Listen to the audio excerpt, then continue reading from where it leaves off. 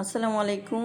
আজকে আমি আপনাদেরকে একটা অথেন্টিক রেসিপি দেখাবো, যেটা আমার নিজস্ব রেসিপি এবং এটা একটা হচ্ছে পাস্তা রেসিপি, অনেক হেলদি ওয়েতে। এই যে দেখেন, আমি আটাটাকে ডিম, লবণ, একটু চিনি দিয়ে পুরোটাই মেখে নিলাম।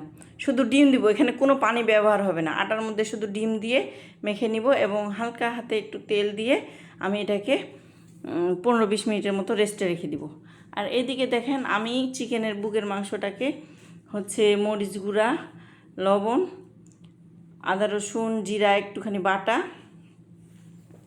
আর হচ্ছে দিব গোলমরিচের গুঁড়া আর লেবুর রস দিয়ে এটাকে মেখে আমি 15-20 মিনিটের মতো এটাকেও আমি রেস্টে রেখে দিব। একটু সয়া সস আপনারা ইচ্ছা হলে দেবেন, যেহেতু এটা হেলদি না। আর সস দিতে হবে অবশ্যই, চিলি এবং টমেটো সসটা দিতে হবে, তাহলে এটা টেস্টটা অনেক ভালো আসে আপনারা। আর গোলমরিচের গুঁড়া, মানে কালো গোলমরিচের গুঁড়া, এটা অনেক ভালো লাগে খেতে। এবার দেখেন, কড়াই এদিকে আমি রেডি করে নিলাম, নিয়ে আমি চিকেনটাকে অনেকক্ষণ রেস্টের পরে দিয়ে দিলাম। আর এদিকে আমি হোয়াইট সস বানাচ্ছি আরেক চুলায়।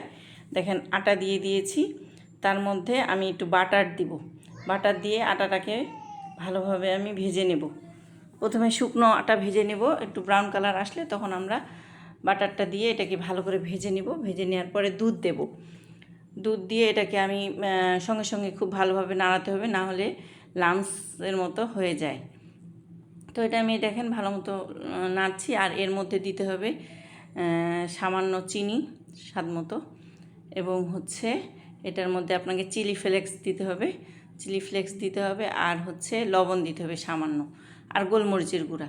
তাহলে কিন্তু আপনার একদম খুব সুন্দর একটা, এই দেখেন চিনি দিচ্ছি, সামান্য পরিমাণে লবণ আর চিলি ফ্লেক্স দিয়ে দিচ্ছি, আর গোলমরিচের গুঁড়া।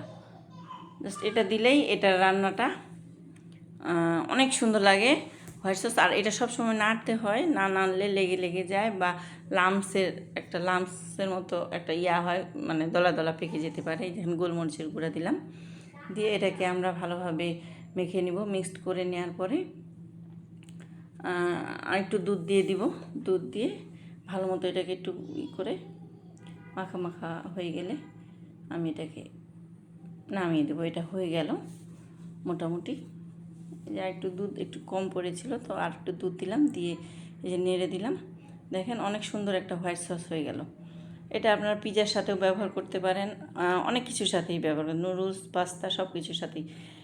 আপনি যদি চিজ দেন তাহলে হোয়াইট সসের দরকার নাই।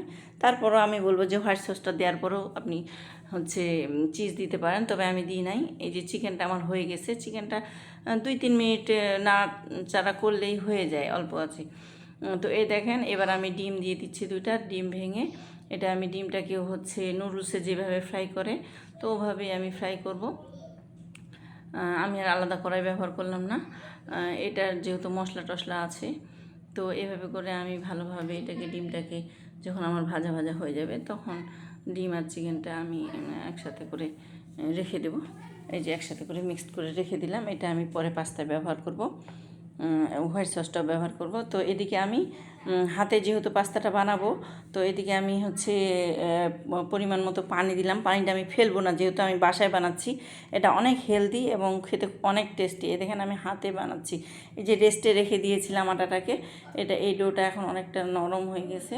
তো এটাকে আমি এখন বেলে নিব, রুটি বেলার মতো করে বেলে নিব। খুব পাতলা করব না, আবার খুব মোটাও করব না, মোটামুটি একটা করব। তো এই দেখেন, লম্বা করে কেটে নিলাম। কেটে নিয়ে এটাকে আমি জাস্ট, এই দেখেন পুরুত্বটা খুব বেশি মোটাও না, খুব বেশি পাতলাও না। এটাকে আপনি হচ্ছে এভাবে কেটে নেবেন, কেটে নিয়ে একটা বাটিতে রাখবেন। তো হচ্ছে এটা যদি আপনার লেগেও যায়, আপনি আটা দিয়ে এই রুটিটা বেলবেন, লেগে গেলেও কোনো সমস্যা নাই। আপনি এই দেখেন, যখন পানিতে দিয়ে দিবেন, যেহেতু এটা ডিম দিয়ে মাখানো হয়েছে, সবগুলোই খুলে যাবে, এটা হচ্ছে লেগে থাকবে না। দেখেন একদম হয়ে যাচ্ছে। এখানে আমি কাঁচামরিচ দিয়েছি 2টা পানির মধ্যে, লবণ আর কাঁচামরিচ দিয়েছি টেস্টের জন্য এবং ঝাল হওয়ার জন্য একটু। দেখেন, যখন এটা বলক হয়ে যাবে, তখন আমি ওই হোয়াইট সসটা আর উঠিয়ে নিয়েছিলাম। তো ওই হোয়াইট সসের কড়াইয়ের মধ্যেই আমি আবার এই সসটা পানি সহ ঢেলে দিলাম। এটা একটু মাখা মাখা হবে, খেতে অনেক ইয়ামি। আমার বাচ্চারা তো খুবই পছন্দ করে এবং আমি যাদেরকে খাওয়াইছি সকলেই বলেছে এটা খুবই মজাদার একটা রেসিপি। এটা সকালের নাস্তাতেও বিকালের নাস্তাতেও খুব ভালো যায় এবং আমার বাচ্চারা খুবই পছন্দ করে, বড়রাও পছন্দ করে। যেহেতু হচ্ছে গোলমরিচের গুঁড়া এবং কাঁচামরিচ দিই, ওই জন্য অনেক স্পাইসি হয়। এখানে আমি একটু টমেটো সস দিয়ে দিলাম, দিয়ে হচ্ছে এখন শুধু মিক্সড করে নেওয়ার পালা। দেখতেই পাচ্ছেন কত লোভনীয় হয়েছে, খেতে অনেক বেশি মজা। এখানে আমি অন্য কোনো মশলা ব্যবহার করিনি, সব কিছু বাসার, এজন্য খুব হেলদি। যেহেতু এখন ক্যান্সার, কিডনি এবং হার্টের অনেক সমস্যা, এখানে আমি কয়েকটা অরিগিনো দিয়ে দিয়েছি। ওই যে পিজাতে যে অরিগিনোগুলো দেওয়া হয় সেগুলোই একটু দিলে আর একটু ফ্লেভারটা ভালো আসে। যেহেতু এটা বাইরের না, অনেক হেলদি এবং হচ্ছে বাচ্চারা খেলে এটা কোনোই সমস্যা নাই। যেহেতু বাইরের প্যাকেটজাত খাবার আমাদের জন্য নিষিদ্ধ এবং সবার অনেক ক্ষতি করছে, কিডনি পেশেন্ট, হার্টের পেশেন্ট বা সব ক্ষেত্রে আমাদের বলছে যে প্যাকেটজাত খাবার নিষেধ। এই জন্য আমি এটা হোমমেড বাসায় বানাই এবং বাসায় সার্ভ করি। এটা আপনারা কিন্তু ফ্রিজেও রেখে দিতে পারবেন, বানিয়ে ফ্রিজে আপনারা 1 সপ্তাহের মতো রেখে ব্যবহার করতে পারবেন। এভাবে করে কাঁচাও রাখতে পারবেন, সেদ্ধ করে রাখতে পারবেন। এই দেখেন আমি এখন মিশিয়ে নিচ্ছি, জাস্ট ডিম আর মাংসটাকে এটার সাথে মিক্সড করে নিলেই আর একটু লেবুর রস চেপে দিলেই হচ্ছে অলমোস্ট ডান। এটা একবার খেয়ে দেখবেন, একবার ট্রাই করবেন, আশা করছি খুবই ভালো লাগবে। আমার বাচ্চারা তো খুবই পছন্দ করে এবং যাদের খাওয়াইছি সকলেই অনেক পছন্দ করেছে। এটা আমার নিজস্ব একটা রেসিপি। আমি অনেক বাইরের দেশে গিয়েছিলাম, সেই দেশে আমি হচ্ছে এরকম পাস্তা খেয়েছিলাম। তো আমি এভাবে করে নিজেই ট্রাই করি এবং খুব ভালো রেজাল্ট পাই। এই যে মশলাটা দেখাইছি এটা হচ্ছে অপশনাল, যদি আপনারা চান দিবেন, আমি দিই নাই, দিলে ভালো লাগবে, না দিলেও কোনো সমস্যা নেই। তো আল্লাহ হাফেজ, ভালো থাকবেন সকলেই। আবার দেখা হবে নতুন কোনো রেসিপি নিয়ে। তো ততক্ষণ পর্যন্ত ভালো থাকবেন।